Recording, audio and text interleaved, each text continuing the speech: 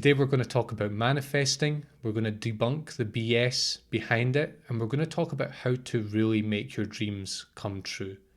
I kind of cringe when I hear people talking about manifesting because when they do, I often get the impression they're either trying to sell me something or get my attention, or they've never really achieved anything in their life. Behind the strange woo-woo pseudoscientific explanations out there, there's a very real, observable, reliable, repeatable track to success, to being a results maker, to making your dreams a reality. And I think this is the gem that the manifestation people are trying to desperately explain with things like quantum mechanics. And once we've talked about the current manifestation movement a bit, we're going to look at this exact process for how you become a results maker. This is a Deep Psychology podcast. I'm Ross. We blend spirituality, psychology, and self-help to help you shine a light on your inner workings. The insights I share have helped me deeply understand myself and transform my life. Listen to this podcast if you want to get real, powerful insights and avoid all the fluffy nonsense that abounds in self-help circles. You'll know more about your psychology than 99% of people out there. You can find me on all the major podcasting platforms or head to deep-psychology.com, which is visited by thousands every month, for tons of free resources. So the main points I want to make today is that there's a real phenomenon behind all of this, and the QM explanation, the quantum mechanical explanation, it captures some truth, but it's quite unscientific and unconvincing, and the QM and the manifestation craze has kind of been exploited and exaggerated because it appeals to our fears and to our fantasies in a certain way, and we'll get to that. So what is manifestation and what is the QM explanation for it? Well, first of all, QM is a discipline that shows, a scientific discipline, field of physics that shows in layman's terms that the objective world at the smallest scale is essentially about probability and is essentially made of nothing. And it also, as an extension of that, proves that the future exists as a probability wave of superimposed events, not as deterministic reality at that scale. Really important to remember, this is at the subatomic scale, and it's really important to remember this. And the manifestation people say that by creating mental dreams and visions, we basically are collapsing these quantum waves, these probability waves, into our desired future. And this creates our future. By doing so, we're tapping into quantum reality. We're literally creating the future with our thoughts, and we're collapsing the quantum wave. Thought, emotion, and action are intertwined, and our thoughts become our reality. Not through action so much, but actually because we're collapsing quantum waves and creating future realities. And the manifestation folk will also say that it's in our power to collapse whatever quantum waves that we want. So what are some of the problems with this quantum mechanical explanation? I guess the first obvious one to me is that you don't just achieve things in life by thinking about it in a quiet room with your eyes closed. It would be lovely if we could, but sadly, it doesn't work like that. You need to take action and fail and create and fail and create and keep persisting over months and years. And I'm sorry, but that's how it is. I'm not a quantum physicist, but I am a maths major. I've graduated in a STEM subject, and I've studied physics to a level that most people haven't. So the problems that I've identified here are based on the study that I've done, and I don't have time for like a full philosophical debate on this, going into all the detail. But basically, the way I see it, the quantum mechanical explanation is one of scale and one of extrapolation. So quantum science is done in highly controlled experimental conditions at an unimaginably small scale, scales that we have no real way of comprehending. It's done observing the behavior of individual electrons, which are basically unimaginably small, weird, part wave, part particle, subatomic entities. And the measurements are done with complicated instruments that are capable of measuring the properties of these entities. It's not done with a human mind, it's not done with thoughts. And the way I see it is that we're just over extrapolating. We're observing certain things at the quantum level, and then we're extrapolating them up to the human scale, the scale that we're all familiar with, the size of ordinary objects, and we're talking meters and we're talking centimeters and millimeters. Life at that scale is extraordinarily different from life at the quantum scale. So that's one thing.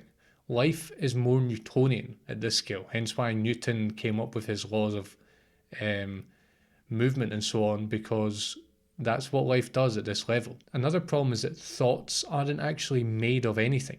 They're not objective and tangible like, say, a computer is, which a computer is that if you go to a small enough scale, it's made of atoms which are in part made of electrons. Thoughts are not in that domain. A thought is not made of anything. That's like asking, what is an emotion made of? Is an emotion made of electrons and atoms? It's not. It's not even in the same realm. It's in the subjective, intangible domain.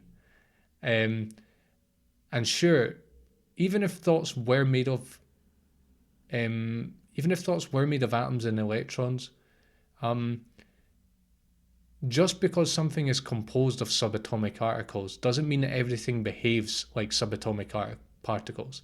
Like, everything in the objective world is made of subatomic particles when you go down to quarks, and if you go even further than that, maybe it's something else. But that doesn't mean that everything behaves like subatomic particles. If it did, we'd be living in a very different world where perhaps this quantum mechanical explanation would apply to goal setting and so on. There's something called emergent phenomena. And again, I don't want to get too philosophical here.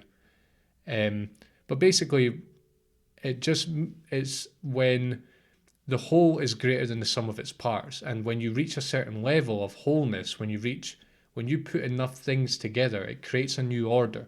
Like when you have so many atoms together, it creates a molecule. When you have so many molecules together, it creates a substance. And the new thing, even though if you go down a level, it's composed of that, you cannot reduce it to that because there's emergent phenomena. The thing behaves in a fundamentally new way that its constituent parts don't.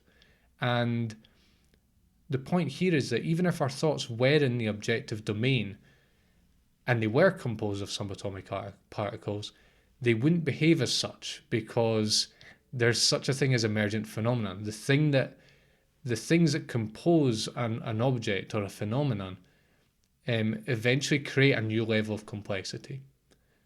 At best, this quantum mechanical explanation is really pseudoscience, or it's a metaphor. It's kind of a metaphor, and it gives us a good... It's kind of empowering in a way, but I just don't think the quantum mechanical explanation is very convincing in that it is realistic, and it's kind of... You're not going to get much scientific respect by giving these explanations. And I guess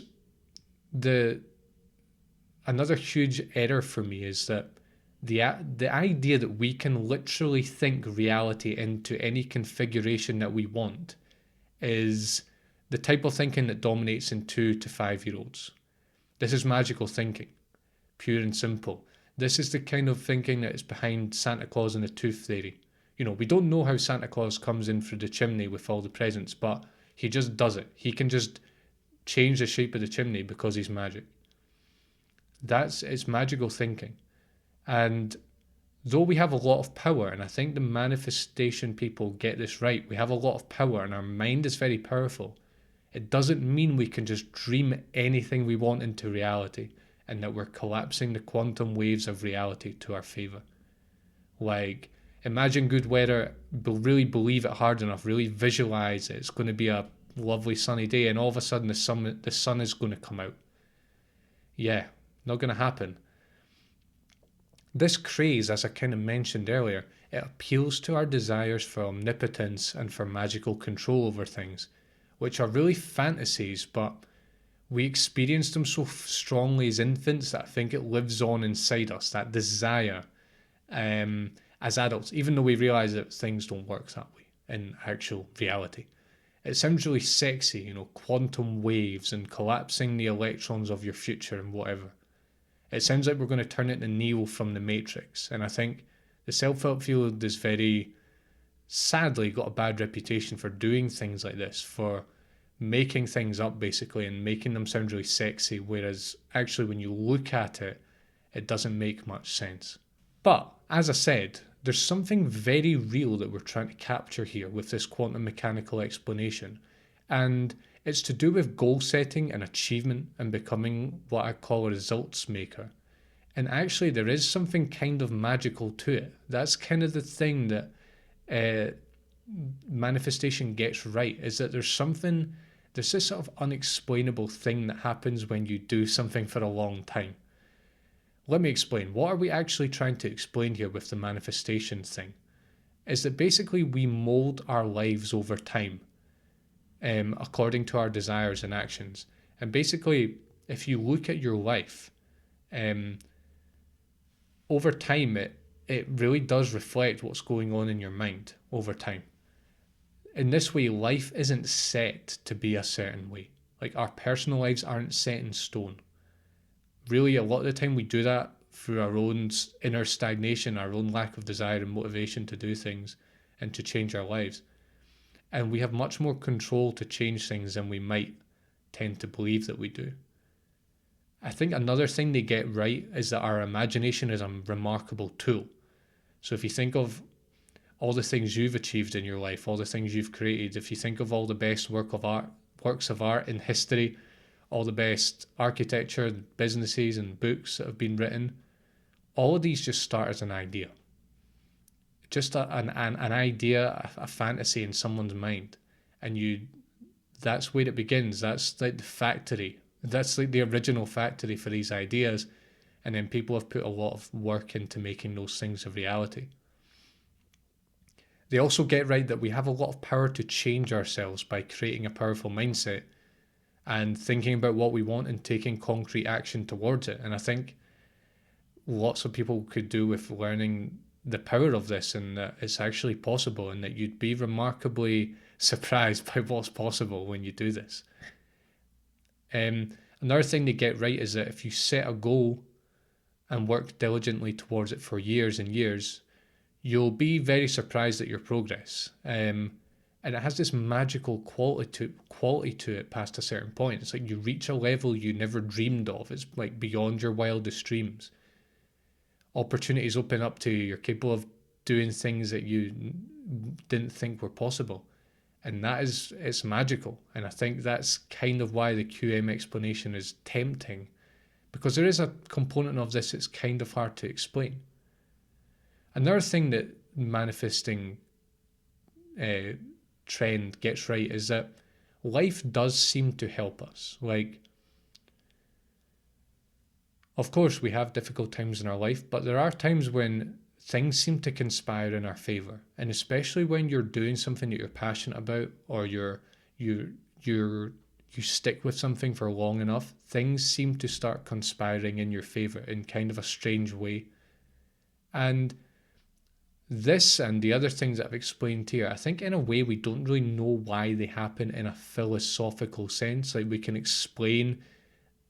know that it works and we can explain how to make it happen, but I don't think we really understand why it happens. I just don't think the QM explanation is really anywhere near adequate, even though metaphorically it can give us kind of a loose framework, a way of understanding it. I just don't think it's really adequate. But I can understand why people fall back on it. And now to the main point of this video, the most powerful part of this video is about how to make your dreams a reality and be a results maker. And this might sound fluffy and a bit weird to say make your dreams a reality, but it's possible, and it's repeatable, it's been done, it's reliable, it's observable, and it's quite easy in a way. It's a very simple process, but it's difficult to do it, which is why a lot of our dreams go unrealized and we never live up to our potential and what we feel we are capable of.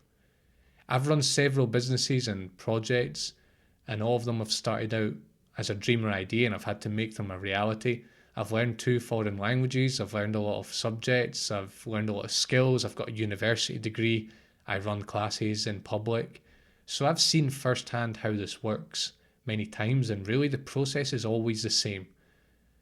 What you need if you want to make something happen, if you want to achieve a goal of yours, you need to have a clear vision of it. You need to know exactly what it is you want, and you need to think long term here. So thinking 6 months ahead can be useful, but really you're gonna probably undershoot what you're capable. You're gonna overestimate what you're capable of on that timeline. You have to think a bit longer than that. Depends on the size of the goal, but maybe go a bit longer, or even something like 50% or even double more the time scale that you'd usually think on. That's more realistic, a more realistic time scale than the one that you usually will come up with. So that's the first one. Have a clear goal or vision and just think long term. And by doing this, you're setting the intention, and you're slowly starting to put into motion this strange mechanism by which, when we take lots of action over time, it adds up, and all of a sudden we achieve remarkable success.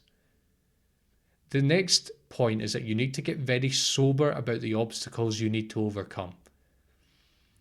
It doesn't matter how passionate you are about something, how much you think it's meant for you, how much you think life should make it easy for you. Most of the time, it doesn't happen like that. Most of the time, you need to go through a lot of hard work and effort to overcome some very real obstacles. You can't just dream your way past them. You can't just imagine your way past them. It takes real weightlifting and struggle and sweat and mental and emotional labor. But the way to do this is to put in place habits and take tangible action on a regular basis. You've got to be very persistent with this. Keep going for years and years. Sitting around dreaming is not going to make your dream a reality, I'm afraid. You have to build it in the arena of life. Life is an arena, it's a bit of a battle, and it's going to ask a lot of you. But habits are what take you there.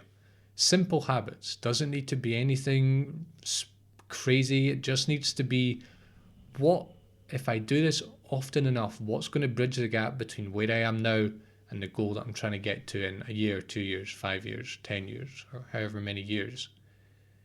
And then it's just waiting. It's just playing the persistence game, playing the patience game, and watching it happen over time. That's what it is. There's nothing too, there's nothing magical about it in a sense. It is magical because over time, the results are astounding sometimes. But the actual process is very, there it is, take it, on you go. That's what the manifestation people are trying to capture. It's this mechanism by which we achieve goals through having a clear intention, through taking action and just persisting through everything. I think that's what they're trying to get at, and they're trying to capture this sort of magical quality that this has. And ultimately, if you want to get awesome results in life, I suggest you stick with me. Deep psychology, what I do is I help you understand yourself. And not only will this help you know who you are and what you should be working towards in life, it'll help you with all the inner blocks that stand in your way. And I think that is ultimately the biggest challenge in making your dreams a reality, is all the inner blocks you have. It's not really the obstacles, the actual objective obstacles that are in your way when you take on a new project. It's really the inner blocks that you have. And I guess if there's one thing I do, it's help you understand yourself and the mental patterns and the psychological patterns you have, and help you overcome them and write new scripts and transform yourself in ways that you perhaps aren't capable of imagining right now. So if you liked this video, please subscribe to the channel, leave a comment and give it a good thumbs up, and I will see you next week for more. Take care.